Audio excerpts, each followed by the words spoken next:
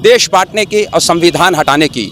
इस पूरे भारत में कोई माई का लाल ऐसा पैदा नहीं हुआ है जो हमारे संविधान से छेड़छाड़ करेगा। एमआईएम पे आरोप लगाते हैं, हमेशा लगाते हैं कि बीजेपी की बी टीम है, बीजेपी की बी टीम है। ये भी सेकुलरिज्म की बात करते हैं, आप भी सेकुलरिज्म की बात करते हैं, आप भी संविधान बचाने की बात करते हैं। और एमआईएम के जो सदर हैं उन्होंने तो यहाँ तक की कह दिया कि अगर बीजेपी को हराने के लिए अगर हमको किसी अन्य से भी अगर गठजोड़ करना पड़े, जाना पड़े, तो उनके साथ के लिए कि बीजेपी को जिताने के लिए। ओवैसी जी क्या बोले? सरकार बनाने के लिए नहीं, किस अगर जरूरत पड़ेगी तो ओवैसी साहब महागठबंधन का भी साथ दे सकते हैं, उन्होंने अपने बयान में कहा है। अभी भी साथ दे रहे हैं, अभी भी साथ दे, हाँ अभी भी किसका साथ दे रहे हैं? आरजेडी का साथ दे रहे हैं। यहाँ बीजेपी जो है वो अपने धर्म को लेकर के ये कर रही है, एआईएम की पार्टी अपने धर्म को लेकर के चुनाव कर रही है। हमारी पार्टी तो काम को बहला रही है कि हमने रोजगार दिया। आप देश को तो बचाओगे कि क्या करोगे, बात की बात है। पहले जो आपका जो पाटलिपुत्रा क्षेत्र है पहले उससे तो बचा लो। आज मीसा भारती जी राज्यसभा सांसद हैं, क्या उनका दायित्व नहीं बनता है कि वो अपने फंड से पाटलिपुत्रा का विकास करें? क्या उनका ये फर्ज नहीं बनता है कि वो यहाँ पर एक कॉलेज बनवाएं? क्या उनका ये दायित्व नहीं बनता है कि एक यहाँ पर बच्चों के लिए फील्ड बनवाएं? क्या उनका ये दायित्व नहीं है कि एक सड़ा हुआ हाई स्कूल के अलावा दूसरा एक बड़ा हाई स्कूल बनवाए? एक सवाल आप लोगों से भी है, एक सवाल, एक मिनट आप लोगों से भी एक सवाल है। विरोधी हमेशा ये सवाल उठाते हैं, विरोध करने वाले जो विपक्ष के लोग हमेशा ये सवाल उठाते हैं, खासकर असदुद्दीन ओवैसी और एमआईएम पे ये आरोप लगाया जाता है। एक minute sir, Asaduddin Owaisi CA NRC पे बात करते हैं, 370 पे बात करते हैं, 3 तलाक पे बात करते हैं, नकाब पे बात करते हैं, हिजाब पे बात करते हैं, लव जिहाद पे बात करते हैं और भी बहुत सारे जो मॉब लिंचिंग पे बात करते हैं। मुसलमानों के सिर्फ सेंसिटिव मुद्दों पे ही बात करते रहेंगे। विकास को लेकर वो कितना बिहार में अपने स्तर से, ये विरोधी हमेशा सवाल उठाते हैं, उन्होंने अपने स्तर से, अपने फंड से, अपने पैसे से बिहार में कितने कॉलेज, कितने शिक्षा संस्थान, कितने हॉस्पिटल बनाए, ये भी एक सवाल है। सिर्फ एनआरसी, सीए और इस पे बात करते रहेंगे कि इन मुद्दों पे भी काम करेंगे, सिर्फ तेलंगाना और साउथ में ही काम करते रहेंगे कि आप बंगाल में राजनीति करते हैं, बिहार में राजनीति करते हैं, यूपी में राजनीति करते हैं। कितने कॉलेज, कितने स्कूल, कितने हॉस्पिटल खोले अभी तक? इन सब जगहों पे एमआईएम के सदर असदुद्दीन ओवैसी ने बताया। तो ये बड़े शर्म की बात है वसीम भाई कि यहाँ के 40 सांसदों ने जो नहीं किया वो हैदराबाद का सांसद आकर यहाँ करेगा। परिवारवाद का जो आरोप लगता है, इनके भी भाई, दोनों भाई क्या परिवार ना है? असदुद्दीन ओवैसी जी, अकबर ओवैसी जी, दोनों भाई ना है। कहना क्या चाहते हैं? पहले के मतलब है कि अपने भैया को नहीं टिकटवा देते हैं, विधायक बनाते हैं। राजद सुप्रीमो पूर्व सीएम राबड़ी देवी, पूर्व सीएम मीसा भारती, राज्यसभा मेंबर, कई बार से राज्यसभा मेंबर एमपी हैं। अब तेज प्रताप यादव, पूर्व मंत्री तेजस्वी यादव, पूर्व डिप्टी सीएम, अब फिर से अभी एक और बेटी रोहिणी आचार्य एमपी की से कैंडिडेट। तो ये मतलब आप पे आरोप ऐसे ही नहीं लगाया जाता है। वो तो मात्र एक भाई हैं, अब दूसरे अब ये हैं। वो तो बिहार में उन्होंने तो दलितों को भी टिकट दिया है, स्वर्णों को भी टिकट दिया है, मुसलमानों को भी टिकट दिया है। आपकी पार्टी सेकुलरिज्म की बात करती है, जाति जनगणना के बाद जिसकी जितनी हिस्सेदारी उसकी उतनी भागीदारी की बात करती है। कहाँ मिला हिस्सेदारी, कहाँ मिला भागीदारी, बताइए। फारूक भाई के साथ हम लोगों ने बहुत जमाने तक काम किया है आरजेडी में। हमारे से मिलकर दरी साथ में बिछाई, फिर दरी की बात है। देखिए एक बात सुन लीजिए, आप पे आरोप लगता है कि जितने भी सेकुलर पार्टी में राजद में समझते हैं क्या दरी बिछाने को लोग गलत क्यों समझते हैं? दरी बिछाने का मतलब वो रिस्पेक्ट, जब कोई मेहमान आता है ना तो उसको विथ ड्यू रिस्पेक्ट दरी पे बैठाया जाता है, सफेदा लाके बिछाया जाता है। दरी तो देश के प्रधानमंत्री ने भी बिछाया, तब प्रधानमंत्री बने। तो खाली मेहमान नवाजी करते हैं। सुनिए ना, आप बोल रहे थे मेहमान नवाजी करें, कब तक मेहमान? देखिए इज्जत जैसे कि दोनों तरफ से होता है, ठीक ना? Give respect and take respect.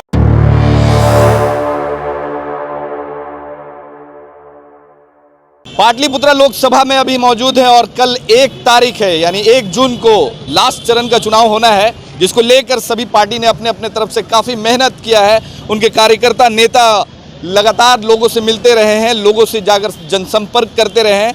BJP के जो प्रत्याशी रामकृपाल यादव हैं, लगातार लोगों से जाकर मिले और वोट अपील किया है। मीसा भारती राजद की तरफ से जो महिला कैंडिडेट है, महिला प्रत्याशी हैं, लालू प्रसाद यादव की सुपुत्री हैं, उन्होंने अपने तरफ से लगातार जो मेहनत किया है, 2 महीने तक दिन रात कड़ी धूप में घूमी है। वहीं तीसरे एमआईएम के जो प्रत्याशी हैं फारूक रजा उर्फ डब्लू भाई, उन्होंने भी लगातार पाटलिपुत्रा का दौरा किया है और एक एक घर जाकर मिले हैं। कल चुनाव होना है, इससे पहले हमने चाहा कि सभी पार्टी के लोगों से बात किया जाए, किस तरीके का मेहनत किया है और कल क्या होने वाला है, किस मुद्दे पे लोग वोट करेंगे, जिसको लेकर हमने एक छोटी सी डिबेट शो रखी है और हमने बीजेपी के प्रवक्ता को भी बुलाया मगर किसी कारणवश नहीं आया है, कहीं बिजी हैं। एमआईएम का पक्ष रखने के लिए हमारे साथ में प्रवक्ता और उनके नेता हैं और राजद के भी प्रवक्ता और नेता पहुंचे हुए हैं। सबसे पहले हम शुरू करेंगे हसीब भाई से, जो एमआईएम के नेता हैं और प्रवक्ता के तौर पे हैं। हसीब भाई, कल चुनाव शुरू होने वाला है, क्या लग रहा है किस मुद्दे पे लोग आपको वोट करेंगे? मुद्दे तो बहुत सारे हैं, मुद्दों की कमी नहीं है, क्योंकि जब समस्याएं बहुत होती हैं और उसका हल नहीं होता है तो वो कूड़े के उस अंबार की तरह हो जाता है जहां से वो ना हटाया जाता है ना उस पर इमारत खड़ी होती है। मुद्दों की कमी नहीं है, आप यहाँ पे भी ये मुद्दा देख सकते हैं। सबसे बड़ा जो मुद्दा है हमारे क्षेत्र में वो है कि क्षेत्र का, फुलवारी क्षेत्र का कोई विकास नहीं हुआ है। हमारे यहाँ वर्ल्ड लेवल का मेडिकल इंस्टीट्यूशन है, आपने भी देखा होगा। आपने देखा होगा कि वहाँ से पैदल या गाड़ी से भी आना जाना कितनी दुश्वारी है। जब हम मरीज़ को लेकर आते हैं तो इस फिक्र के लिए आते हैं कि मेरा मरीज़ यहाँ से ठीक होकर जाएगा। मरीज़ गोया ठीक नहीं हो पाता, लेकिन उसके अटेंडेंट ज़रूर बीमार हो जाते हैं। दूसरा जो सबसे बड़ा मुद्दा है वो आपसी सौहार्द का है, सामाजिक समरसता का है। इसमें हम सबों को यह दायित्व बनता है कि हम राजनीतिक पार्टी से ऊपर उठकर सामाजिक जो सौहार्द है उसमें अपना पूरा भरपूर योगदान दें।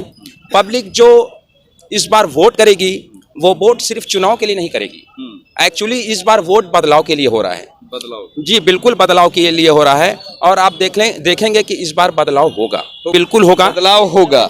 नगर अध्यक्ष हैं, फुलवारी नगर के अध्यक्ष हैं राजद से, गोल्डन भाई, बदलाव होगा। एमआईएम का भी वही नारा है और आपका भी वही नारा है, बदलाव होगा। आएगा कौन? वो बात सही बोल रहे हैं भाई मेरे कि बदलाव तो होगा। पूरे देश में बिहार माने बह रहा है महागठबंधन का, बदलाव होगा। बदलाव तो तय, हम तो 3 चरण में हम बदलाव कर दिया। 3 चरण, बस 3 ही चरण में मोदी जी आ गए जमीन पर। आसमान में जो उड़ रहे थे जमीन पर चले आए नरेंद्र मोदी जी, वो खत्म हो गए। 400 का नारा देख रहे हैं, कहीं चल रहा है, बंद हो गया। हम लोग 300 से ज्यादा पार कर गए। 400 का नारा नहीं है, 400 पार चल तो बंद नहीं हो गया, बंद नहीं हो गया। मोदी जी का 400 नारा जो था कि पार है, तो आप 400 पार तो बाद में नहीं कीजिएगा, पहले आप 150 तो पार कर जाइए। वो 400 तो पार है। कहाँ कहाँ उन्होंने बोला, मैंने हावड़ा में जाके बोला, कलकत्ते में, बंगाल में, कि इतना पार हो गया, कितना पार। अच्छा, मुद्दा क्या रहेगा आप लोगों के लिए? मुद्दा क्या है पाटलिपुत्रा के लिए? खास मुद्दा क्या? मुद्दा मेरे पूरे देश का है। मेरा मैनिफेस्टो है मेरा, अगर मेरी सरकार बनी तो हम 1 करोड़ लोगों को पूरे देश में नौकरी देने जा रहे हैं। नौकरी देंगे? नौकरी मैन आप लोगों ने नाम रख दिया है तेजस्वी यादव का, नौकरी मैन। तो काम देख के रखा गया है ना। आपने देखा कि बीजेपी और जेडीयू की सरकार बिहार में रही, 17 साल रही और एक भी युवाओं को नौकरी देने का काम नहीं किया। हमारे तेजस्वी यादव जी देखिए 17 महीने सरकार चलाया है और जिस गांधी मैदान को लोग जनसभा के नाम से जानते थे, जिस गांधी मैदान को लोग फेस्टिवल के नाम से जानते थे, उस गांधी मैदान को तो नौकरी के नाम पे उनको फेमस करने का काम किया है। देख रहे 5 लाख से ज़्यादा युवाओं को नौकरी देने का काम किसने किया? हमारे तेजस्वी यादव ने किया। और हमारे इंडिया गठबंधन की सरकार बनने वाली है 4 तारीख को, आप देख लीजिएगा। और जो मैनिफेस्टो में लिखा हुआ है ये भी आप देख रहे हैं, महंगाई कितना है, बेरोजगारी कितना है, अनएम्प्लॉयमेंट कितना है। मीसा भारती जो हमारी पाटलिपुत्रा की जो कैंडिडेट है, जिनको पूरे बिहार के लोग चाहते हैं और पूरे पाटलिपुत्रा की जनता, कल जो 1 जून है, 1 नंबर पे लालटेन छाप पे बटन दबाने जा रही है पाटलिपुत्रा के लोग, तमाम जाति धर्म के लोग, क्योंकि हम लोग सभी जाति धर्म को लेके चलते हैं ना। सेकुलर पार्टी है ना, ये किसी एक जाति की पार्टी नहीं है। सेकुलर पार्टी है, लोग 1 तारीख को 1 नंबर पे बटन दबाने जा रहे हैं। देखिए, यही इस देश का दुर्भाग्य है कि जो पार्टियां होती हैं वो चाहते नहीं है कि उनके कार्यकर्ता या जनता जो है वो शिक्षित हो सके और समझ सके कि असल खेल क्या है। देखिए, अभी जो बात कर रहे हैं महागठबंधन सरकार की, तो आपको याद होगा कि बाबा साहेब अम्बेडकर ने जब संविधान बनाया तो उसमें बिना किसी धर्म का भेदभाव किए हुए SC ST वर्ग को रखा, OBC को रखा, जिसमें मुस्लिम भी शामिल थे। और उसके बाद जब कांग्रेस की ही सरकार बनी 1952 के इलेक्शन के बाद, तो आर्टिकल 341 के तहत उसमें से मुसलमान को बाहर कर दिया गया। पहली बार जब गठबंधन की सरकार बनी, जो अब इनका दावा है कि बनने जा रही है 1991 में, ये नहीं मालूम होगा, ये अभी नौजवान हैं। और हम तो बोला ना कि हमें अफसोस है इस बात का कि बहुत सारे लोग हैं जो नहीं चाहते हैं, पार्टी नहीं चाहती है कि उनके कार्यकर्ता इस बात से अवगत हों और लोगों में ये अवेयरनेस फैले, जागरूकता फैले। लोग ये जाने नहीं कि अंदरूनी हम क्या काम कर रहे हैं। पिछले 15 सालों से, पिछले 15 सालों से, 15 साल नहीं कहिए 30 सालों में 15 साल यूपीए की गवर्नमेंट रही है, 91 से 96, उसके बाद भी 2 साल रही, और 2004 से लेकर 2014 तक, जिसमें राजद इसके पार्टनर थे। लेकिन कभी भी इन्होंने मुस्लिम के लिए कुछ नहीं किया, जो दबे कुचले लोग हैं उनके लिए कुछ नहीं किया, सवर्णों में भी जो गरीब हैं उनके लिए कुछ नहीं किया। कुछ नहीं किया आपके पार्टी ने और आपके नेताओं ने। ये चुनाव को जाति धर्म को बचाने का नहीं हो रहा है, ये चुनाव जो है वो देश को बचाने का हो रहा है। जब हमारा हिंदुस्तान बचेगा, संविधान बचेगा, लोकतंत्र बचेगा, तभी ना हमारे हिंदुस्तान की खूबसूरती है कि हिंदू मुस्लिम सिख ईसाई सब भाई भाई मिलकर के रहते हैं। आज तो चोट संविधान पे दिया जा रहा है। ये चुनाव इसलिए है कि आगामी 2029 में ये चुनाव होगा कि नहीं होगा। जो विपक्ष में सरकार बैठी हुई है, जो सत्ता में जो सरकार बैठी हुई है, वो इसको राजतंत्र बनाना चाह रहे हैं। आप लोग हमेशा देश और संविधान बचाने के नाम पे लोगों को, देश बचेगा तभी ना आप कर पाइएगा, आपको नौकरी मिलेगा, बेरोजगारी से दूरी मिलेगी। कब? जब सरकार बनेगा तभी ना, जब देश बचेगा तभी ना, जब देश ही को आप बांट दीजिएगा हिंदू मुस्लिम सिख ईसाई SC ST, इसी के नाम पे तो वोट मांग रहे हैं। मोदी जी डरा के तो वोट मांग रहे हैं। अभी विक्रम में आए थे ना, क्या बोला कि 200 साल अंग्रेजों ने लूटा, 800 साल मुगलों ने लूटा, 75 साल कांग्रेस ने लूटा, हम स्वर्ण युग बनाना चाह रहे हैं। अरे मोदी जी कौन सा स्वर्ण युग? 10 साल तो आप रहे, एक नौकरी दिया क्या? इस बार हिंदुस्तान की जनता ने मन बना लिया है। बेवकूफ नहीं हिंदुस्तान की जनता, 2 बार आपको देख लिया, आप कहीं से भी जीतने नहीं जा रहे हैं। आप देख लीजिएगा बिहार की, हम लोग बिहार में है ना, बिहार की 40 की 40 सीट महागठबंधन जीतने जा रही है। आप 4 तारीख को देख लीजिएगा, महागठबंधन 40 की 40 सीट जीतने जा रही है। आप लोगों ने सिर्फ मात्र 9 सीट पे कैंडिडेट खड़ा किया है। आप लोग कितने जीतने वाले हैं? 4 तारीख का इंतज़ार कीजिए। मैं तो इस बात का विरोधी हूँ जो हिंदुस्तान तोड़ने की बात करता है, जो ऐसी बात करता है जो हिंदू मुसलमान की बात करता है, जो ऐसी बात करता है चूल्हे से रोटी खींचता है, जो ऐसी बात करता है गैस का सिलेंडर खाली होने के बाद नहीं भरता है। तो ये, और एक बात मैं आपको कह देता हूँ, ये लोकतंत्र है और लोकतंत्र में प्रजा जो है ना मालिक होती है, और प्रजा इस बार दिखाएगी उन फासिस्टों को कि प्रजा जब बटन दबाती है तो फिर बटन ऐसा दबता है स्प्रिंग की तरह लोग उछल जाते हैं। देश बांटने की और संविधान हटाने की इस पूरे भारत में कोई माई का लाल ऐसा पैदा नहीं हुआ है जो हमारे संविधान से छेड़छाड़ करेगा। अगर हमारे संविधान से कोई छेड़छाड़ करेगा तो 140 करोड़ जनता उसके खिलाफ में खड़ी होगी। नारा क्यों दिया जा रहा है कि देश बचाना है, संविधान बचाना है? देखिए, ये नारा इसलिए है कि और कोई नारा नहीं है। संविधान से मोहब्बत मुझे भी उतनी है जितने मेरे भाई को है, जितने मेरे राष्ट्रीय जनता दल को है, जितने मेरे कांग्रेस को है, उससे ज़्यादा ही AIMIM संविधान से मोहब्बत करती है। जिन्हें संविधान से मोहब्बत नहीं है उन्हें हम दूर निकाल फेंकेंगे। फासिस्टों की सरकार इस बार नहीं रहेगी। ऐसा नहीं है कि AIMIM किसी फाशिस्ट की सरकार को देखना चाहती, नहीं। समाजवाद के लोग हम लोग हैं, हम लोग साम्राज्यवाद नहीं चाहते हैं, और जहां हम लोग साम्राज्यवाद नहीं चाहते हैं वहां परिवारवाद भी नहीं। खास सवाल रहेगा हसीब भाई आपसे कि आप भी किसी वक्त में इन लोगों के साथ कंधा में कंधा मिला करके इलेक्शन के वक्त में या फिर पार्टी के लिए काम करते थे। कंधा मिल जाएगा चुनाव के बाद फिर कंधा से कंधा मिलेगा। देखिए ये मेरे भाई हैं, राजनीतिक विचार की लड़ाई हो सकती है, लेकिन जब हम जाएंगे, हमारी लड़ाई प्लेट की लड़ाई नहीं है, हमारी लड़ाई पेट की लड़ाई नहीं है, हमारी लड़ाई कुर्ता फाड़ की लड़ाई नहीं है, विचार की लड़ाई है। और जाहिर सी बात है कि जब हम हिंदुस्तान की राजनीति को समझते हैं तभी विचार हमारे थोड़े थोड़े भिन्न होते हैं। लेकिन इसका मतलब नहीं है कि हम एक ऐसे लोगों को गद्दी पर बैठने देंगे जो न देश का है, न देश की आवाम का है, न हिंदू का है, न मुसलमान का है। इसलिए हम कब्रिस्तान, हिंदू मुसलमान, शमशान, मंगलसूत्र ऐसे कहने वालों के साथ नहीं हैं, बिल्कुल भी नहीं हैं। क्योंकि हम सबों ने आज़ादी तो नहीं देखी, आज़ादी की लड़ाई नहीं देखी, मेरे पूर्वजों ने देखी है। हालांकि बीजेपी के लोग नहीं है, नहीं तो ये सवाल उनसे रखा जाता। मंगलसूत्र और जो देश का संविधान बचाने की जो आप लोग बात कर रहे हैं उनसे सवाल रखा जाता। आप लोग MIM पे आरोप लगाते हैं, हमेशा लगाते हैं कि बीजेपी की बी टीम है, बीजेपी की बी टीम है।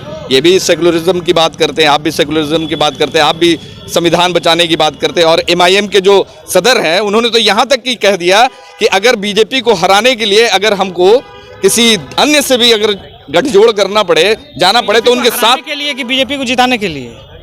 ओवैसी जी क्या बोले? सरकार बनाने के लिए किस अगर जरूरत पड़ेगी तो ओवैसी साहब महागठबंधन का भी साथ दे सकते हैं, उन्होंने अपने बयान में कहा है। अभी भी साथ दे रहे हैं, अभी भी साथ दे, हाँ अभी भी किसका साथ दे रहे हैं? RJD का साथ दे रहे हैं। यहाँ आरजेडी का साथ, तब आरजेडी का साथ दे रहे हैं आप लोग। देखिए, यही हम बोलना चाहते हैं कि राजनीतिक पार्टियां नहीं चाहती है कि उनके जो ग्राउंड लेवल के कार्यकर्ता हैं वो शिक्षित हों, समझा। वो थोथले नारों से वो चाहते हैं कि बस उनकी जयकारा लगाया जाए, और जो मुद्दा असल है परिवारवाद का, और यहाँ जो 15 साल इनकी हुकूमत रही राजद की, और अभी पिछले 10 साल से जो हमारे सांसद है बीजेपी के, तो क्या मसौढ़ी जो रेलवे क्रॉसिंग जहाँ आप भी जाते होंगे, जहाँ एक बार जाने पर कम से कम जाम लगता है तो 2 घंटा का जाम लगता है, तो क्या इससे पहले लालू जी रेल मंत्री रहे? इसके बाद अभी केंद्र में सरकार है बीजेपी की, और हमारे सांसद यहाँ किसके हैं? बीजेपी के।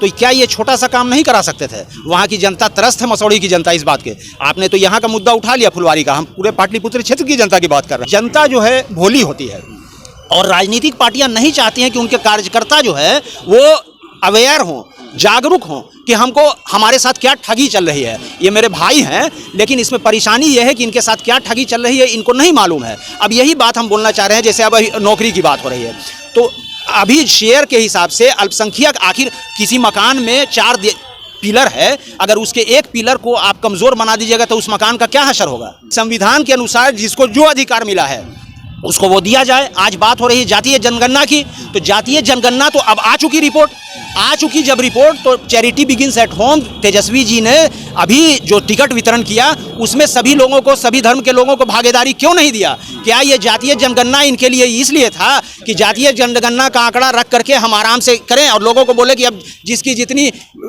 आबादी उसकी उतनी भागीदारी? ये नारा कहाँ चला गया? तो 17% की आबादी में जो हमारे मुसलमान हैं, हमारे ये भाई हैं, अभी ठीक है, अभी ये बहुत आगे बढ़ेंगे, दुआ भी करेंगे, लेकिन हम इनसे ये पूछना चाहते हैं कि छोड़िए, हम केंद्र की बात तो छोड़ते, जो अपने स्टेट की बात है, हमारी यहाँ पर 17% की आबादी है। तेजस्वी जी ने ठीक है बोलते मैं नौकरी मैन हूँ, गांधी मैदान से उन्होंने ऐलान किया कि मैं नौकरी मैन हूँ, जैसा हमारे भाई साहब ने भी बोला, मैं भी मानता हूँ इस बात को। क्या ये मेरे भाई बता देंगे कि 17% वाले को कितना नौकरी मिला है? कितना नौकरी मिला है? 17 वाजिब सवाल। हमने क्या बोला कि जो काम 17 साल में नहीं हुआ, 17 महीने में 5 लाख से ज़्यादा नौकरी दिया गया।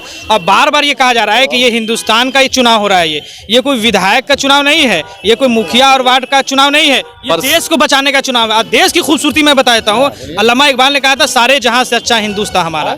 ये वो देश जहां अल्लामा इकबाल गीत गाता है, सारे जहां से अच्छा हिंदुस्तान हमारा। मोहम्मद रफी गीत गाता है, बड़ी देर भई नंदलाला तेरी राह तके ब्रिजबाला। ये वो देश है जहां पे भगत सिंह को फांसी दी गई। ये वो देश है जहां जब अशफाकुल्लाह खां को फांसी दी जा रही थी तो अंग्रेजों ने पूछा कि तुम्हारी आखिरी ख्वाहिश क्या है, तो उन्होंने कहा कि कुछ आरजू नहीं, गर आरजू तो ये है लाकर जरा सी रख दो खाके वतन कफन में। जितना हिंदू, जितना मुस्लिम, सिख, ईसाई, सभी लोगों का खून ये शामिल है यहाँ की मिट्टी को आज़ाद कराने में, हिंदुस्तान को आज़ाद कराने में। ये कोई बार बार ये कह रहा हूँ, बीजेपी जो है वो अपने धर्म को लेकर के ये कर रही है, AIM की पार्टी अपने धर्म को लेकर के चुनाव कर रही है। हमारी पार्टी तो काम को बहरा रही है कि हमने रोजगार दिया, हमने तो ये ऐलान कर दिया कि जब हमारी सरकार आएगी तो अभी जो 1200 रुपये सिलेंडर है, 500 रुपये सिलेंडर होगा, हर गरीबों के खाते में 1-1 लाख रुपया जाएगा। हमारी सरकार आएगी तो 1 करोड़ नौकरी दिया जाएगा। हमने प्रैक्टिकल करके दिखाया है। युवा बेवकूफ थोड़ी है, जनता नहीं देख रही है बिहार की। बोलना चाह रहा हूँ भाई से, मेरे छोटे भाई से,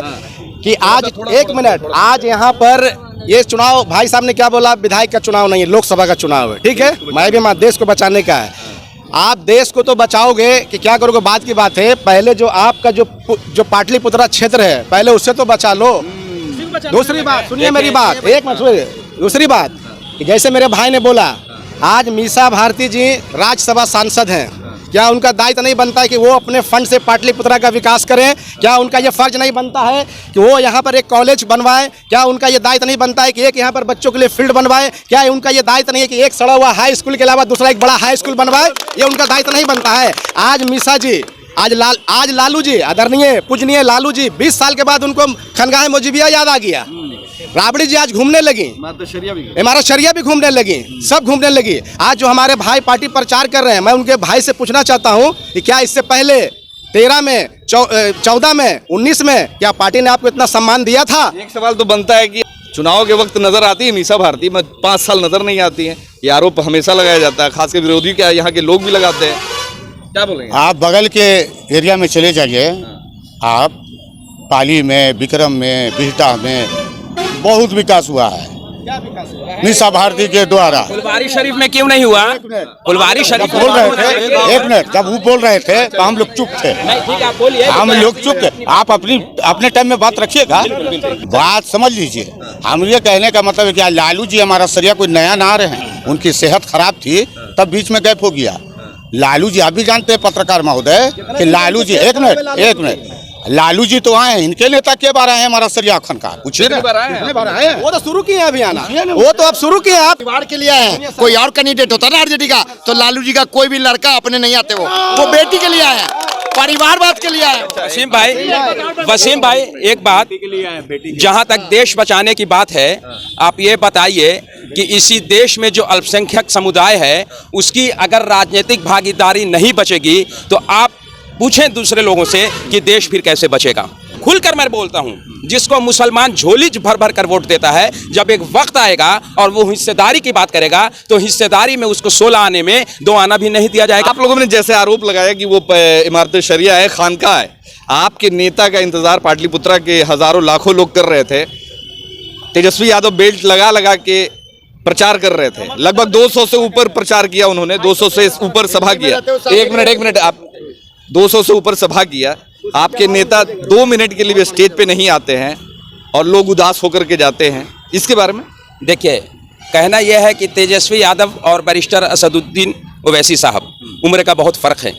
उम्र का फ़र्क यह है कि लोग उस उम्र में थोड़ा बीमार पड़ते हैं तो उनको ज़्यादा तकलीफ़ें होती हैं। वो सुबह काराकाट की तरफ गए थे, चूँकि रोडों की हालात ठीक नहीं थे, गर्मी ज़्यादा थी। जब वो वापस आए तो आप हकीकत जाने कि उनकी तबीयत बहुत ज़्यादा अलील थी। उनको तकरीबन 10 से 20 वोमिटिंग हो गई और उनको इस बात का अफसोस नहीं है, मतलब आखिरी जो है वो शिद्दत है अफसोस का कि मैं वहाँ नहीं जा सका। जिस तरीके से मोहब्बत से लोग वहाँ घंटों इंतज़ार करते रहे थे और वो नहीं आए, उसका उनको अफसोस हुआ। और वो दूसरे दिन उन्होंने कहा मैं इसकी भरपाई 100 सभा से भी नहीं कर सकता हूँ। क्या बात हो गई कि खुदा याद आ गया। इमारत शरिया आप आए, बिल्कुल आप आए। वजह क्या है आने की? वजह क्या है आने की? पहली बार आए। आपके नेता पहले नहीं आ रहे थे, मगर असदुद्दीन ओवैसी के आने के बाद आपके लालू प्रसाद यादव आते हैं, मीसा भारती भी आती हैं, आपके तेजस्वी यादव भी। बोल रहे हैं लोग, सुनिए ना, ये लालू जी पहली बार आए हैं क्या? इमारत शरिया पहली बार आए हैं, खानका मुजीबिया पहली बार आए हैं, वर्ल्ड वाइड नेता है। एक बात समझ लीजिए कि बच्चे के नाम पे लालू यादव का नाम है। यहाँ पे देखिए, हमारे बड़े भाई ने एक बात कही कि देश को इसीलिए नहीं आज़ाद कराया गया, सब लोगों ने मिलकर के सहयोग दिया। बिल्कुल मैं इनके बात से सहमत हूँ। इसीलिए तो आज तानाशाह जो सरकार जो गद्दी पे बैठी है उसी को उखाड़ने का जंग छिड़ा हुआ है ना। किसी जाति धर्म के लिए थोड़ी लड़ाई कर रहे हैं, हिंदुस्तान को बचाने की लड़ाई कर रहे हैं ना। जो आपसी सौहार्द जो बिगड़ा हुआ है उसको बचाने के लिए ना हम लोग लगे हुए हैं। पूरे लोग जो जी जान से लगे हुए हैं वो सब रोजगार के नाम पे लगे हुए हैं ना, अपने घर में जो प्रॉब्लम है उसको सॉल्व करने के लिए लगे हुए हैं ना। ये देश को बचाने का चुनाव में बार बार। मैं एक बात और बताता हूँ आपको कि आपने एनआरसी का वक्त देखा है वसीम भाई। उस वक्त राष्ट्रीय जनता दल का कॉल था, राष्ट्रीय जनता दल के कॉल पे सिर्फ और सिर्फ मुसलमान निकला था, पूरा का पूरा मुसलमान निकला था कि हम इस काले कानून के विरोध में हैं। और उस वक्त भी मुसलमान बीजेपी सरकार के खिलाफ था, आज भी है और कल भी रहेगा। एक सुन लीजिए, पकड़ा गया। तेजस्वी यादव 17 महीने सरकार में रहे, नौकरी का पूरा ढिंढोरा बांटा जा रहा है कि हम नौकरी बांटा। तो 17 महीने सरकार में रहे तेजस्वी यादव, तो आमिर हंजला का जो है कातिल काहे नहीं पकड़ा गया, जो उन्हीं के जुलूस में जो है कि मार दिया गया, क्यों नहीं पकड़ा गया? सवाल है, मुसलमानों का सवाल है, खास के पाटलिपुत्र। ठीक है, बहुत ये दुख की बात है। तो वो जो भाई जो बोल रहे हो गलत नहीं बोल रहे हैं, वो सही बोल रहे हैं। तो एक कानूनी प्रक्रिया है ना, ये प्रशासन के भाई को चाहिए ना कि उसको पकड़ के लाना चाहिए। एक सवाल आप लोगों से भी है, एक मिनट आप लोगों से भी एक सवाल है। विरोधी हमेशा ये सवाल उठाते हैं, विरोध करने वाले जो विपक्ष के लोग हमेशा ये सवाल उठाते हैं, खासकर असदुद्दीन ओवैसी और MIM पे ये आरोप लगाया जाता है। एक minute sir, Asaduddin Owaisi NRC पे बात करते हैं, CA NRC पे बात करते हैं, 370 पे बात करते हैं, 3 तलाक पे बात करते हैं, नकाब पे बात करते हैं, हिजाब पे बात करते हैं, लव जिहाद पे बात करते हैं और भी बहुत सारे जो मॉब लिंचिंग पे बात करते हैं। मुसलमानों के सिर्फ सेंसिटिव मुद्दों पे ही बात करते रहेंगे। विकास को लेकर वो कितना बिहार में अपने स्तर से, ये विरोधी हमेशा सवाल उठाते हैं, उन्होंने अपने स्तर से, अपने फंड से, अपने पैसे से बिहार में कितने कॉलेज, कितने शिक्षा संस्थान, कितने हॉस्पिटल बनाए हैं, ये भी एक सवाल है। सिर्फ एनआरसी, सीए और इस पे बात करते रहेंगे कि इन मुद्दों पे भी काम करेंगे, सिर्फ तेलंगाना और साउथ में ही काम करते रहेंगे कि आप बंगाल में राजनीति करते हैं, बिहार में राजनीति करते हैं, यूपी में राजनीति करते हैं। कितने कॉलेज, कितने स्कूल, कितने हॉस्पिटल खोले अभी तक? इन सब जगहों पे एमआईएम के सदर असदुद्दीन ओवैसी ने बताया। 1 मिनट से प्राइवेट 1 मिनट सर, ओवैसी साहब यहाँ राजनीति कब से शुरू किए हैं? तेजस्वी यादव का प्राइवेट फंड से अब्बा भी मुख्यमंत्री, अम्मा भी मुख्यमंत्री। तेजस्वी यादव का अपने प्राइवेट फंड से, जबकि यहाँ उनके अब्बा की भी सरकार रही और अम्मा की भी सरकार रही। कितने कॉलेज है? जहां तक डेवलपमेंट की बात है, अगर आप ओवैसी साहब को कहते हैं कि उन्होंने अपने फंड से क्या किया, तो ये बड़े शर्म की बात है वसीम भाई कि यहाँ के 40 सांसदों ने जो नहीं किया वो हैदराबाद का सांसद आकर यहाँ करेगा। ये यहाँ के सरकार की गरिमा की बात नहीं है कि आप इस लायक नहीं है कि आप माइनॉरिटीज के लिए कोई काम कर सकिए, आप इस लायक नहीं है कि आप अल्पसंख्यक को तहफ्फुज दे सकिए, आप इस लायक नहीं है कि महुआ की हाजीपुर की गुलनाज को ये आप उसको इंसाफ दिला सके। क्या ये गरिमा की बात नहीं है कि बेगूसराय में होली के वक्त में 2 छोटी 7-8 साल की बच्चियों को 2 हैवानों ने दांतों से काट कर और उसके साथ बदकारियां, बदतमीजियां की? और क्या ये गरिमा की बात नहीं है कि यहाँ की सरकार, यहाँ का प्रशासन उसकी सूद लेता? क्या ये गरिमा की बात नहीं है? ये गरिमा की बात नहीं है, ये बिल्कुल गरिमा की बात है। गरिमा की बात है। ठीक बोल रहे हैं, इसलिए तो सरकार बदलना है ना। ये बात सही बोल रहे हैं, सरकार बदलेंगे तब तो सब कुछ सही होगा ना। इंडिया गठबंधन जो बना है वो इसलिए बना है क्योंकि एनडीए गठबंधन की सरकार को उलट देना है। जब उलट दिया जाएगा सरकार, जब इंडिया गठबंधन की सरकार आएगी, तब आप समझिए कि जिन लोगों के साथ जुल्म हो रहा है, ठीक है ना, मोलेस्टेशन हो रहा है जिन लोगों के साथ, वो सब खत्म हो जाएगा। हम ये नहीं चाहते कि एक ऐसी सरकार मुसल्लत हो जो हमारे हक हकूक को छीने। और रही बात, जब बोलने पर आऊँगा, हाशिमपुरा भी बोलूँगा, मुरादाबाद भी बोलूँगा, वाराणसी भी बोलूँगा, समस्तीपुर भी बोलूँगा, सीतामढ़ी भी बोलूँगा। आप ये बात मत कीजिए, इसके साथ बहुत सारी बातें होंगी जहाँ पे कोई नहीं टिकेगा। जब 2 ऐसे लोग हों, जो एक क्रूर है, एक महाक्रूर है, तो जाहिर सी बात है कि आदमी क्रूर की तरफ ही जाता है, महाक्रूर की तरफ नहीं जाता कि चलो कुछ तो बचेगा। लेकिन मैं ये कहता हूँ पूरे हिंदुस्तानियों से कहता हूँ कि बीजेपी की सरकार को गिरा दो और वो सरकार बनाओ जो तुम्हारे हक में बेहतर हो।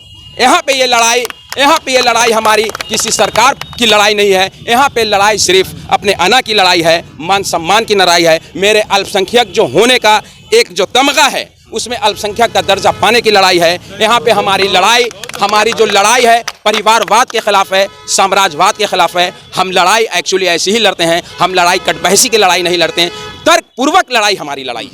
परिवारवाद का जो आरोप लगता है, इनके भी भाई, दोनों भाई क्या परिवार ना है? असदुद्दीन ओवैसी जी, अकबर ओवैसी जी, दोनों भाई ना है। कहना क्या चाहते हैं? कहने के मतलब है कि अपने भैया को नहीं टिकटवा देते हैं, विधायक बनाते हैं। मान के चलिए कि उनके पास 2 भाई हैं। हाँ, आपके राजद सुप्रीमो पूर्व सीएम राबड़ी देवी, पूर्व सीएम मीसा भारती, राज्यसभा मेंबर, कई बार से राज्यसभा मेंबर एमपी हैं।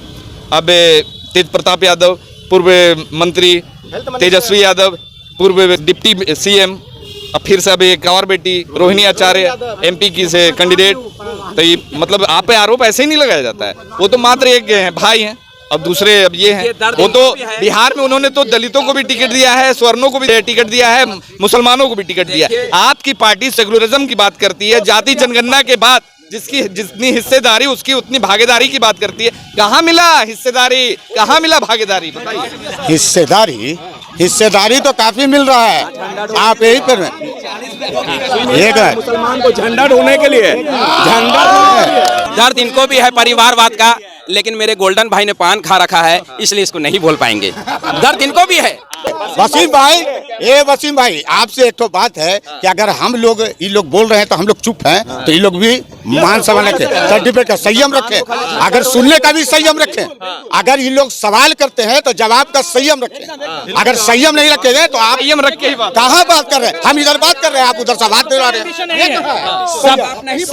सबका एम्बिशन जो है, सबका एम्बिशन यही है। जैसे बड़े भाई ने भी क्या कहा कि बीजेपी को सरकार से उखाड़ फेंकना है। जो सत्ता में बैठी बीजेपी है उसको उखाड़ के फेंकना। बड़ा भाई भी यही चाहते हैं कि जो तानाशाह सरकार बैठी है दिल्ली के गद्दी पे उसको उखाड़ के फेंकना है। चलिए मेरा ये कहना है, मेरे भाइयों से मेरा ये कहना है कि फारूक रजा साहब 22 साल आरजेडी का झंडा ढोए और वो गद्दावर नेता कहलाते हैं, गद्दावर नेता कहलाते हैं आरजेडी के।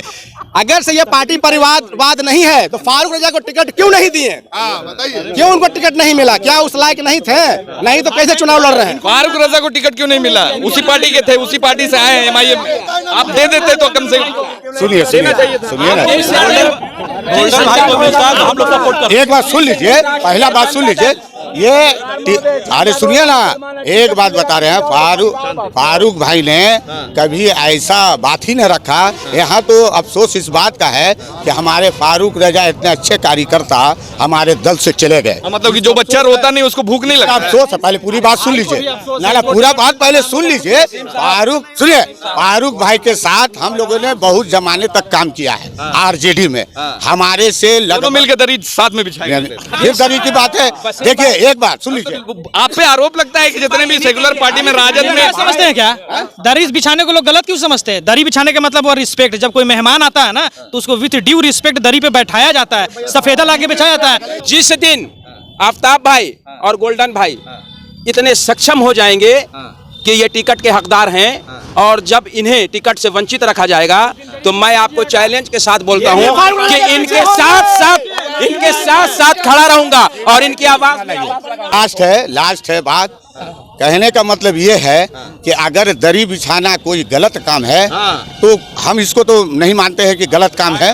दरी आप एक बात बताइए, दरी तो देश के प्रधानमंत्री ने भी बिछाया था, प्रधानमंत्री बने। तो खाली मेहमान नवाजी करते हैं। सुनिए ना, आप बोल रहे थे मेहमान नवाजी करें, कब तक मेहमान? देखिए अगर किसी को रिस्पेक्ट देना, किसी को इज्जत देना, किसी बड़े को रिस्पेक्ट करना अगर गलत है तो ठीक है, हम गलत काम करते हैं। अगर दरी बिछा के किसी मेहमान को हम बैठा रहे हैं, दो बात उसकी सुन रहे हैं, हम पानी पिला रहे हैं उसको, तो अगर ये गलत है तो हम उसको गलत मानते हैं। चलिए लास्ट कर खत्म करेंगे कि आरोप प्रत्यारोप एक दूसरे पे लगाया जा रहा है। क्या बोल रहे हैं? जैसे कि हमारे आफ्ताब भाई ने यहाँ पे बोला कि किसी को इज्जत देना गलत नहीं है, ठीक ना? तो इज्जत जैसे कि दोनों तरफ से होता है, ठीक ना? Give respect and take respect, ठीक है? जैसे कि अब का जो युवा है ना, जान गया है कि दरी बिछाने से कुछ नहीं होगा भैया। दरी बिछाने से कुछ नौकरी पे वोट देने वाली है। और नौकरी किसने दिया है बिहार में? वो पूरे बिहार की जनता जानती है, पूरे बिहार की जनता जानती है। 5 लाख लोगों को नौकरी मिला। हम नौकरी मिलते नहीं थे, जो डिजर्विंग रहेगा उसी को ना मिलेगा। भेदभाव कैसा हुआ है? यानी कि आप डिजर्व नहीं करते, पढ़ लिख के आप डिजर्व नहीं करते। डिजर्व करता चलो खत्म करेंगे। देखिए बात यहाँ पे हो रही थी, कल चुनाव होना है, 1 तारीख है, 1 तारीख को वोटिंग होना पाटलिपुत्रा लोकसभा में। यही खूबसूरती है। देखिए अभी जो एक दूसरे पे आरोप लगा रहे थे, अभी एक दूसरे से मजाक कर रहे हैं, तो लोकतंत्र की सबसे खूबसूरत तस्वीर हम आपको दिखा रहे थे। भले आरोप प्रत्यारोप चलता है और जो भी है, मगर दोनों का एक ही मोटो है, एक ही मकसद है कि सेकुलर गवर्नमेंट बनाना है। देश में विकास का मुद्दा अहम है, रोजगार का मुद्दा अहम है, सेकुलरिज्म का मुद्दा अहम है, कम्युनलिज्म को ख़त्म करना है, देश से सांप्रदायिकता को मिटाना है, देश के संविधान और देश के आइन को बचाने की लड़ाई में ये दोनों पार्टी हैं। अब देखना होगा कि कल आने वाले चुनाव में इस मुद्दे को मद्देनजर रखते हुए पाटलिपुत्रा लोकसभा और भारत के लोग इस मुद्दे पे वोट करते हैं या फिर से धर्म जात की राजनीति हावी होती है, धर्म और जात के नाम पर बंटकर देश को बंटाधार फिर से करते हैं। देखना होगा कल के चुनाव के बाद। धन्यवाद।